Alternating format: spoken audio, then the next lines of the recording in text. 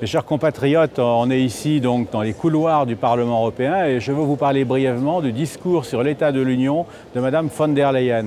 Elle a dressé le bilan de son action depuis un an et puis tracé des perspectives pour la suite. Et en réalité, ce qu'on peut dire, c'est que son discours tient en une expression, c'est la fuite en avant.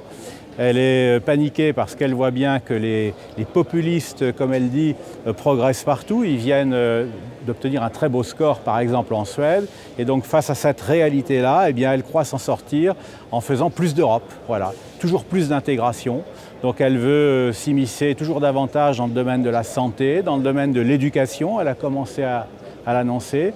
Dans le domaine des conditions de travail, allons-y aussi. Et puis elle a carrément annoncé qu'elle voulait créer une nouvelle banque, une banque européenne pour l'hydrogène, et puis également créer un fonds souverain européen.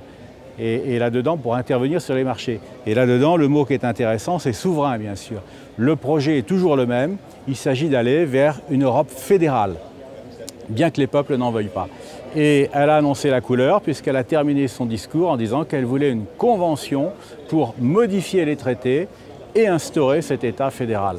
Eh bien, nous y opposons et nous continuerons à lutter de toutes nos forces et nous réussirons parce que nous avons les peuples de plus en plus derrière nous avec des manifestations massives maintenant dans les rues de mécontentement en Tchéquie, aux Pays-Bas, des succès dans les urnes comme nous l'avons vu en Suède, bientôt en Italie, en France aussi. Donc vous voyez, nous allons nous battre et nous réussirons à retenir l'Union sur cette pente qui est véritablement folle.